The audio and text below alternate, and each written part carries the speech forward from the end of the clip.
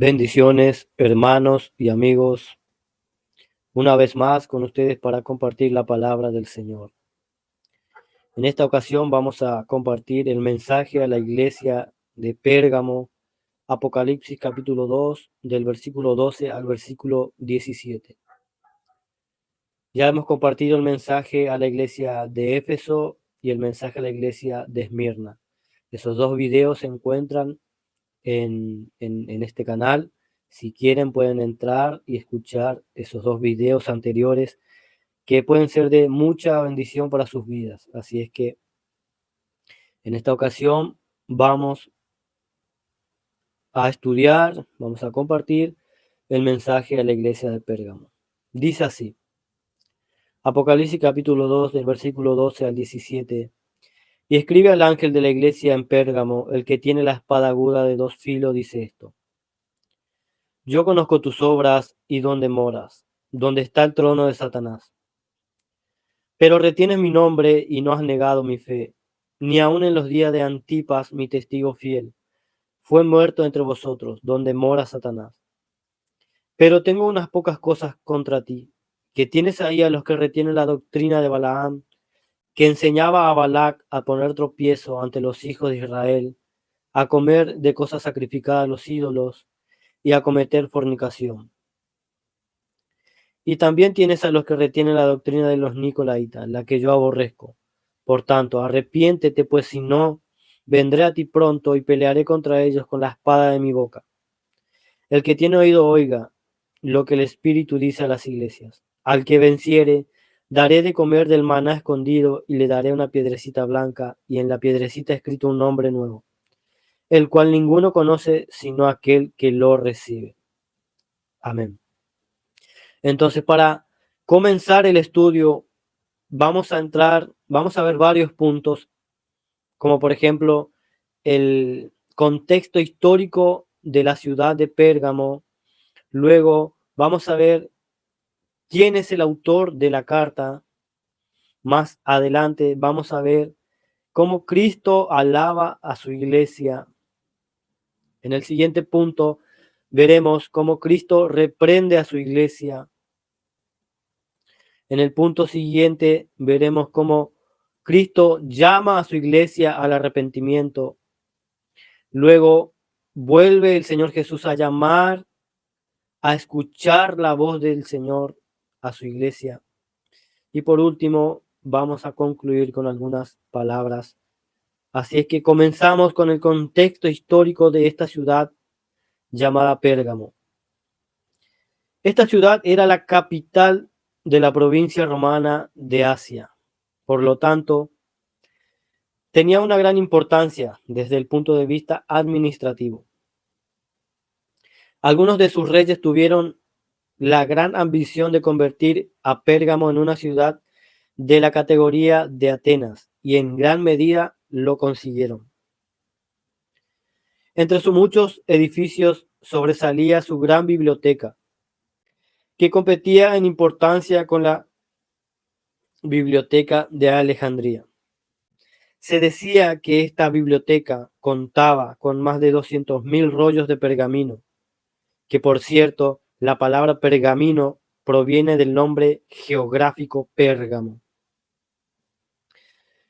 Puesto que en aquella ciudad se perfeccionó el proceso de preparar las pieles de cabras y de ovejas para poder ser usada en la producción de libros, sustituyendo de ese modo el papiro, que era fabricado a partir de grandes hojas de juncos que crecían en las orillas del río Nilo y que eran un material más perecedero que las pieles, razón por la que con el tiempo fue sustituido. Otro imponente edificio era el gran altar de Zeus, con una superficie aproximadamente de 36 por 34 metros.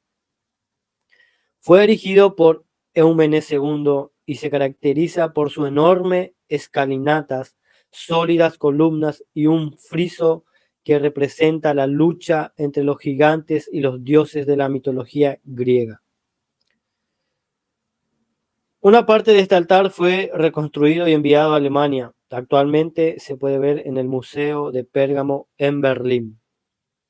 Entonces, la ciudad de Pérgamo era el centro del culto al emperador y en época tan temprana como en el año 29 a.C., ya contaba con un templo dedicado a Roma y a Augusto. A las afueras de la ciudad se encontraba un templo curativo consagrado a Asclepio, dios de la medicina. Muchas personas acudían a este tipo de templos para ser sanados. Y el de Pérgamo era especialmente famoso. Las técnicas usadas para sanar a los enfermos en aquel templo curativo era la magia. Se basaban en su mayor parte en la magia y la superstición. Es curioso que el símbolo del dios griego Esclepio, también llamado Esculapio para los romanos, era una serpiente, la misma que perdura hasta en nuestros días y es usada en la medicina y las farmacias. En cuanto a la iglesia cristiana en la ciudad de Pérgamo, no se nos dice nada en la Biblia, nada en cuanto a su fundación, y es probable que fue fruto del trabajo de Pablo y de sus colaboradores mientras estuvo en Éfeso, durante su tercer viaje misionero. Lo podemos ver en Hechos capítulo 19. Okay. Ese es el contexto histórico de esta ciudad. Ahora vamos a pasar al siguiente punto, el cual es el autor de la carta. Apocalipsis 2:12 dice así: y escribe al ángel de la iglesia en Pérgamo, el que tiene la espada aguda de 2 filos, dice esto. Ya en el primer video dijimos que la palabra ángel o angelos es traducido como mensajero. Entonces, la carta es dirigida al pastor de dicha iglesia. Dice, el que tiene la espada aguda de 2 filos, dice esto. Vemos como en el resto de las cartas el Señor Jesucristo se presenta con una descripción tomada del primer capítulo, del capítulo 1, versículo 1 en adelante. Entonces, en este caso, la frase usada es muy enfática. En el original griego esto dice, el que tiene la espada, la aguda, la de 2 filos. Como sabemos, la espada corta, divide y separa. El libro de Hebreos se refiere a la palabra de Dios como la espada de 2 filos. Hebreos capítulo 4, versículo 12. Entonces, en este contexto, el Señor la iba a usar contra su propia iglesia o contra aquellos que estaban enseñando falsas doctrinas. Apocalipsis 2, versículo 16. Entonces, el autor de la carta es nuestro Señor Jesucristo y él se describe como la espada aguda de 2 filos. También podemos encontrar en Jeremías 23:39 que la palabra de Dios dice, ¿no es mi palabra como martillo que quebranta las piedras? Así es que eso nos va a servir para más adelante entender por qué el Señor se describe de esta manera. Cristo entonces alaba a su iglesia. Apocalipsis 2, versículo 13. Yo conozco tus obras y donde moras, donde está el trono de Satanás, pero retienes mi nombre y no has negado mi fe. Ni aun en los días que Antipas, mi testigo fiel, fue muerto entre vosotros, donde mora Satanás. Lo primero que el Señor dice es que él sabía bien dónde moraba esta iglesia. Era un lugar especialmente difícil para una iglesia, ya que allí estaba el trono de Satanás. No era simplemente que Satanás estaba en aquella ciudad, sino que allí había establecido el centro de su poder. El Señor, y suponemos que también los creyentes en Pérgamo, eran muy conscientes de la realidad de la guerra espiritual que se estaba llevando a cabo en aquella ciudad o en aquel lugar.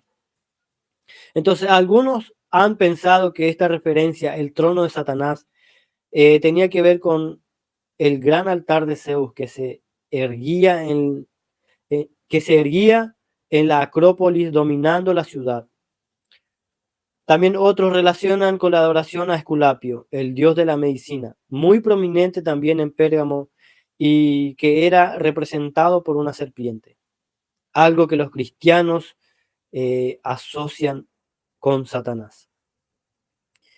Y aún hay otros que piensan que tenía que ver con el hecho de que Pérgamo era centro del culto al emperador romano, lo que provocaba la constante persecución contra los cristianos que se negaban a participar en él. Pero en cualquier caso, lo que sí quedaba claro es que los creyentes en Pérgamo vivían en una zona especialmente marcada por el poder de Satanás. Y no deja de sorprendernos que una ciudad tan culta desde un punto de vista humano, centro del saber y del conocimiento, fuera vista por el Señor como el trono de Satanás mismo. Pero no debemos olvidarnos que la sabiduría de este mundo nada tiene que ver con la sabiduría de Dios. Al fin y al cabo, los más de 200.000 pergaminos de su biblioteca solo habían conseguido llevarles a servir al mismo Satanás y a desatar la persecución contra la iglesia del Señor. Pero a pesar de todas estas dificultades, la iglesia en Pérgamo había retenido el nombre del Señor y no había negado su fe. Podemos ver lo que le dice el Señor, pero retienes mi nombre y no has negado mi fe, ni aun en los días en que Antipas, mi testigo fiel, fue muerto entre vosotros, donde mora Satanás. Entonces el Señor reconoce la fidelidad de su iglesia en medio de las difíciles circunstancias en las que se encontraba. Era un hecho que la oposición no había logrado debilitar el celo de los cristianos, ni siquiera cuando Antipas fue muerto entre ellos.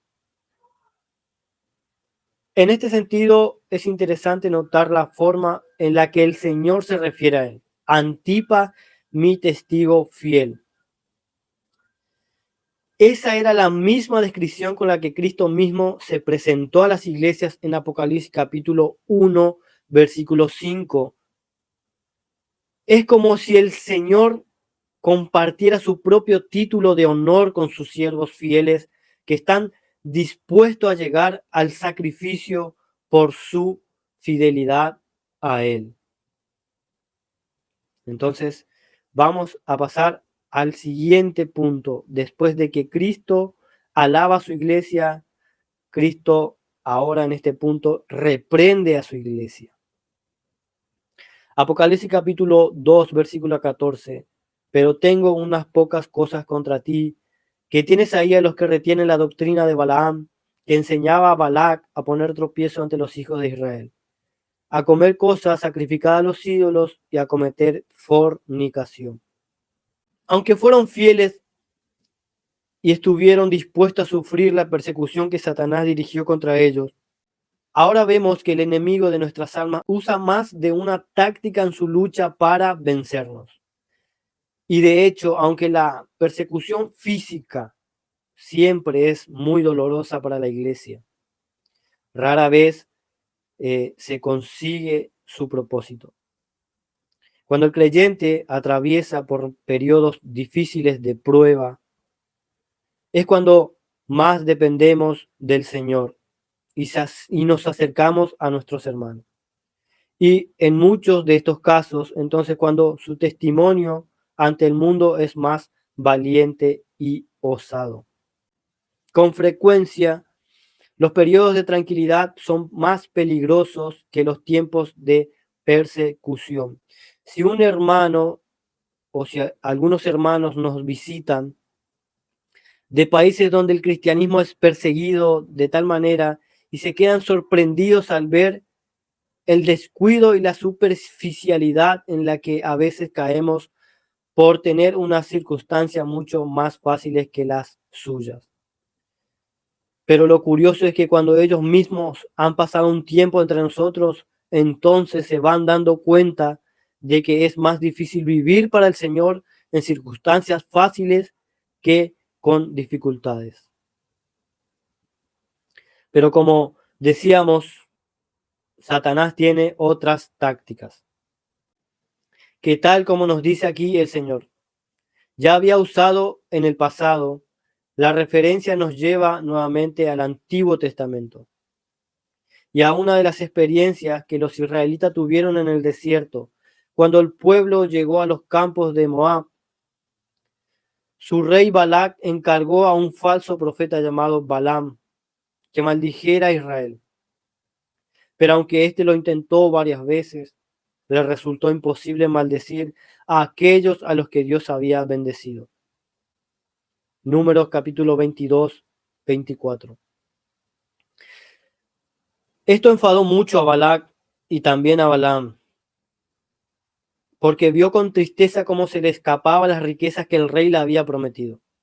Entonces fue cuando Balaam dijo a Balac que aunque un enfrentamiento directo con ellos nunca podría funcionar, sino que había otras opciones que él le podía enseñar. Así que un día, cuando los israelitas estaban relajados, tranquilos, aparecieron un grupo de señoritas jóvenes vestidas de forma muy seductoras. A ellos les debió parecer muy agradable la visita de aquellas mujeres tan bellas en medio de un lugar tan árido como el desierto. Y aunque claro está que se dieron cuenta de que eran moabitas, ellos creyeron que no había nada de malo en socializar con ellas. Al fin y al cabo, la soledad del desierto es muy dura, y si había la posibilidad de relacionarse con alguien, era esa la oportunidad que no había de perder. Es verdad que ellos eran peregrinos que estaban de paso hacia la tierra prometida que Dios les había de dar, una tierra hermosa llena de bendiciones, pero parece que aquellas mujeres moabitas pronto les convencieron de que también allí había cosas hermosas que podían disfrutar. Así que pronto empezaron a establecer vínculos con ellas, asistiendo a sus fiestas, comiendo de lo que antes habían sacrificado a sus ídolos y finalmente teniendo relaciones sexuales con ellas. ¿Qué había de malo en ir a algunas de sus fiestas sociales o en tomar parte en alguno de sus cultos idolátricos? ¿Por qué no podían comer de aquella carne que parecía tan deliciosa? ¿Qué podía haber de malo en tener relaciones sexuales con aquellas bellas jóvenes que estaban más que dispuestas a ello? Entonces así empezaron a cuestionarse por qué debían hacer caso a lo que Moisés les había mandado. Al fin y al cabo, él era un hombre muy mayor que no entendía de los disfrutes de la vida y de las inquietudes de los jóvenes. Parece que las tácticas de Balaán estaban funcionando. Y parece ser que esta doctrina de Balaán había logrado introducirse en la iglesia en Pérgamo y que ellos también habían comenzado a comer cosas sacrificadas a los ídolos y a cometer fornicación. En aquel tiempo los cultos a los dioses paganos iban acompañados de comidas en las que se servían los animales que previamente habían sido ofrecidos a las divinidades paganas y de fiestas donde se practicaba la inmoralidad sexual. Y no practicar de esas celebraciones implicaba separarse de casi toda actividad social. Y esto era muy mal visto por la gente inconversa. Por lo tanto, la presión para conformarse a la vida social de los incrédulos era muy fuerte. Quizás ante esta situación era que en la iglesia en Pérgamo había algunos miembros que aconsejaban adaptarse a las costumbres paganas a fin de evitar la persecución. Como hoy también podemos ver que lo que se predica no es el Evangelio, que lo que se predica no son los consejos o doctrinas fundamentales de Dios, sino que se predica un Evangelio light, un mensaje light para que las personas se mantengan en ese lugar y para que no se enojen con el pastor o con el mensaje y se vayan, sino que eh, crean estrategias para para retener a las personas en sus iglesias. Entonces razonaban que para poder acercarse a ellos y predicarles el evangelio era necesario hacer algunas concesiones. o simplemente usaban el argumento de que hay que adaptarse a los nuevos tiempos. Pero todo esto era una trampa. Eso es lo que significa la expresión usada por el Señor, poner tropiezo. Esto se refiere al palo que activaba el mecanismo de la trampa cuando un pájaro se posa sobre él. Las consecuencias de haber concesiones en el cristianismo lo pudimos ver con claridad durante los siglos 4 al 7. En el año 313 después de Cristo, el emperador Constantino promulgó el edicto de Milán, concediendo libertad a los cristianos y poniendo fin a 2 siglos y medio de salvaje persecución. Y adoptó el cristianismo y lo convirtió en la religión del imperio. Aquí comenzó el proceso por el cual el cristianismo se fusionó con el imperio romano. A partir de ese momento, los sacerdotes paganos se convirtieron en sacerdotes cristianos. Los templos paganos se convirtieron en iglesias cristianas. Las fiestas paganas se convirtieron en fiestas cristianas. El cristianismo entonces se mezcló con el paganismo, perdiendo su identidad y su valor. Y todo esto puede parecer una actitud muy moderna, pero la palabra de Dios nos sigue exhortando a no seguir tales conductas. Recordemos lo que el apóstol Pablo le dijo a la iglesia en Corinto ante una situación parecida. Primera a los Corintios capítulo 10, versículos 6 al 8. Mas estas cosas sucedieron como ejemplo para nosotros, para que no codiciemos cosas malas como ellos codiciaron, ni seáis idólatras como alguno de ellos. Según está escrito, se sentó el pueblo a comer y a beber, y se levantó a jugar. Ni forniquemos como algunos de ellos fornicaron y cayeron en un día 24,000. Una gran parte de nuestro cristianismo occidental ya no se distingue de nuestra cultura. Muchos de nuestros esfuerzos evangelísticos solo pretenden convencer al mundo de que somos aceptables porque somos como ellos, y en ese caso, ¿cómo vamos a invitarles a la conversión?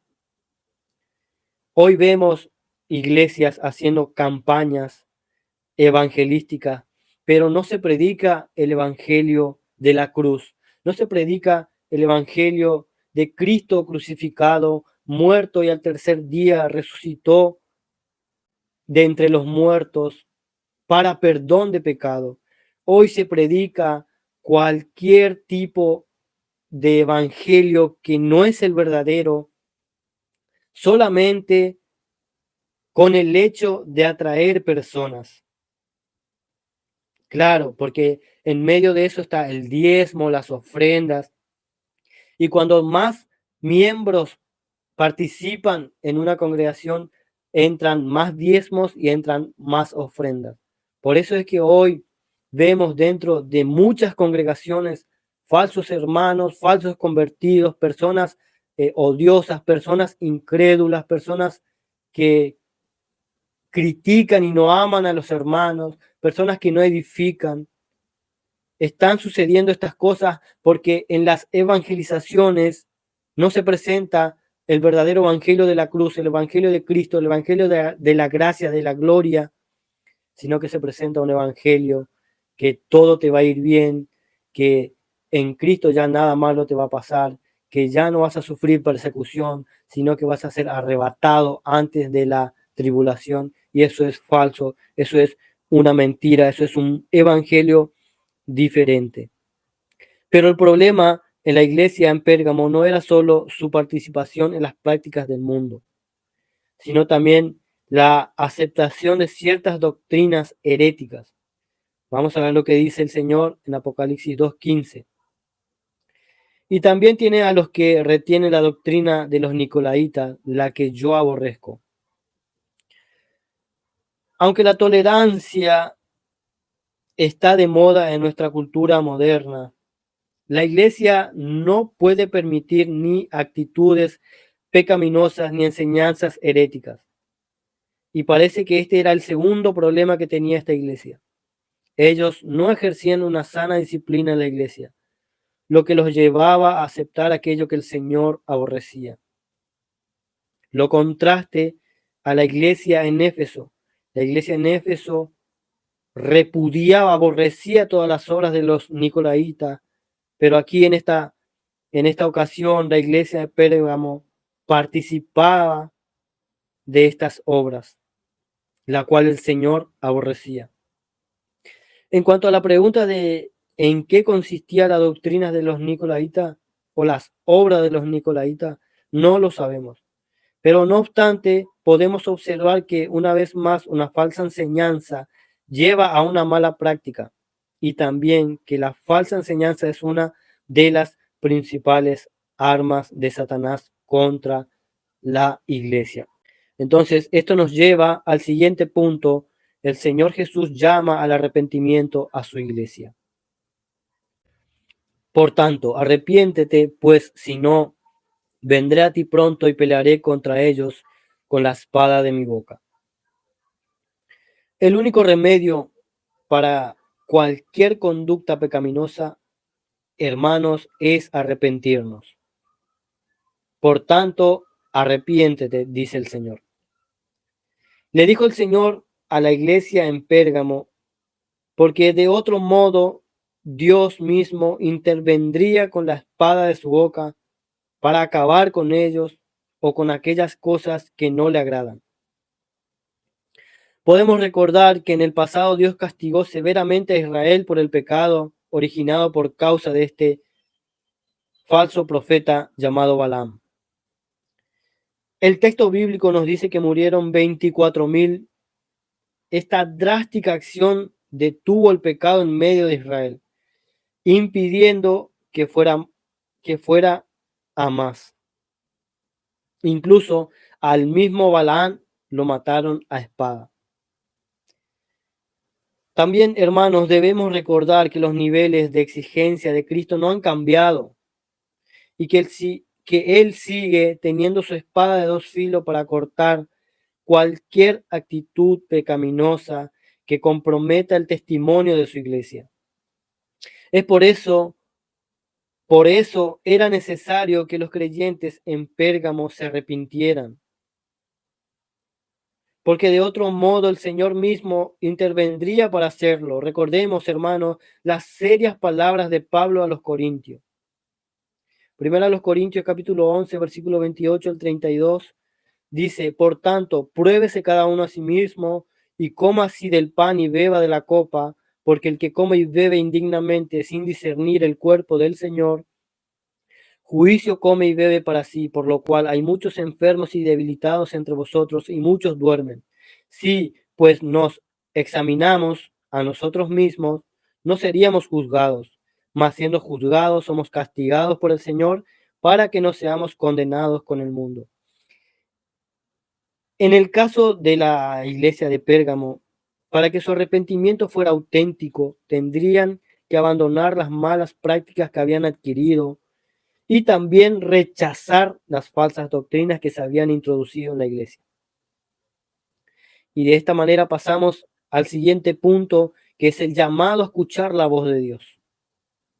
Dice: el que tiene oído oiga lo que el Espíritu dice a las iglesias. Al que venciere daré a comer el maná escondido y le daré una piedrecita blanca y en la piedrecita escrito un nombre nuevo, el cual ninguno conoce sino aquel que lo recibe. Hermanos, de nuevo encontramos la misma fórmula que introduce esta sección final. El que tiene oído oiga lo que el Espíritu dice a las iglesias. Es un llamado a escuchar la voz del Señor, pero también puede ser entendido como un reproche a aquellos que tienen oídos, pero no oyen la voz del Señor. Hoy, ¿cuántos cristianos vemos, hermanos, que no leen ni estudian su Biblia, sino solamente van los domingos a la congregación para escuchar un sermón, y un sermón ni siquiera bíblico, o un sermón ni siquiera que edifica la iglesia, sino van y escuchan cualquier tontería que se dice en el púlpito y se aplaude y se lo acepta como si fuera palabra de Dios? Pero Luego viene la recompensa para el que venciere, que como ya hemos señalado en ocasiones anteriores, tiene que ver con los creyentes. En primer lugar, se le promete que el Señor le daría a comer del maná escondido. Ahora bien, ¿a qué se puede referir esto? ¿En qué consistía esta bendición? Bueno, el maná fue un alimento que el Señor proveyó para el pueblo de Israel a lo largo de su peregrinaje por el desierto hacia la tierra prometida. Éxodo 16, el 14 en adelante. Por lo tanto, nos habla de alimento, de sustento. Y también los creyentes en Pérgamo necesitaban encontrar fuerzas para seguir su peregrinaje por este mundo sin ser vencidos por sus múltiples tentaciones. En contraste, no puede ser más claro. Ellos estaban comiendo de cosas sacrificadas a los ídolos y debían dejar esa dieta para nutrirse del verdadero alimento espiritual que Dios les había de dar. Y por supuesto, el verdadero maná no puede ser otro que el mismo Señor Jesucristo, Juan capítulo 6 del 30 en adelante.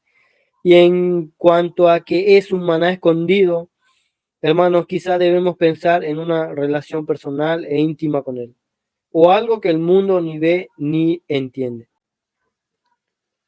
Y en el segundo lugar, el Señor les hace otra promesa: y le daré una piedrecita blanca, y en la piedrecita escrito un nombre nuevo, el cual ninguno conoce sino aquel que lo recibe. Acerca de esto han surgido buen número de interpretaciones. Y nosotros tenemos varios puntos, 4 puntitos, que dice así el primer punto. Se dice que se daba una piedrecita blanca al triunfador en los Juegos Olímpicos. Estas llevaban sí ciertas distinciones y privilegios. El otro punto, también se daba una piedra como evidencia de absolución y llevaba inscrito el nombre de la persona absuelta. El otro punto, se dice que en las cortes de justicia se utilizaban pequeñas piedras. Una piedra negra era señal de que el reo era condenado, mientras que una blanca era indicación de absolución. La piedra blanca también era símbolo de amistad. La piedra que se quebraba en 2 pedazos y cada uno de los 2 amigos se quedaba con la parte que contenía el nombre de la otra persona, en prueba de unión y comunión permanente. Hermanos, en todos estos casos parece ser una señal de privilegio y de favor especial. Y notemos también que la persona tendría un nombre nuevo que ninguno conoce sino aquel que lo recibe. En cuanto al nombre nuevo, debemos recordar que en la antigüedad el nombre era considerado como la suma de todo aquello que la persona representaba, y no solo como una característica distintiva. El nombre equivalía a la personalidad entera. Y lo que aquí el Señor promete es que tendría una nueva personalidad, una nueva naturaleza, y esa nueva esencia está por el momento escondida, esperando el momento en que será manifestada. El apóstol Pablo lo explicó también en Colosenses capítulo 3, dice así: ¿por qué habéis muerto y vuestra vida está escondida con Cristo en Dios? Cuando Cristo vuestra vida se manifieste, entonces vosotros también seréis manifestados con Él en gloria. Por otro lado, esto también nos habla de la intimidad y la comunión entrañable que el Señor tiene con cada uno de sus hijos. Él nos trata de una forma que el mundo lo desconoce. Y con esto pasamos a concluir el mensaje a la iglesia en Pérgamo. De la iglesia en Pérgamo aprendemos que hay lugares en este mundo donde nos resulta especialmente difícil de ser cristianos. Nos damos cuenta que sufrir por la causa de Cristo, hermanos, nos valida automáticamente todo lo que hacemos o creemos. Hermanos, también vemos que el Señor reprende con dureza la amistad con el mundo, aunque pueda parecer inocente, y que pretendamos justificarla con la excusa de intentar atraer a los incrédulos al Evangelio. Esto siempre da malos resultados y es desaprobado por el Señor. Al final, en la mayoría de las ocasiones, los incrédulos no nos permiten hablar del Evangelio y en cambio arrastran al cristianismo a sus vicios. Hermanos, la iglesia no puede hacer concesiones al mundo y cada creyente debe tener cuidado en distinguir convenientemente en lo que es una apropiada interacción con la cultura circundante, las componendas con ella.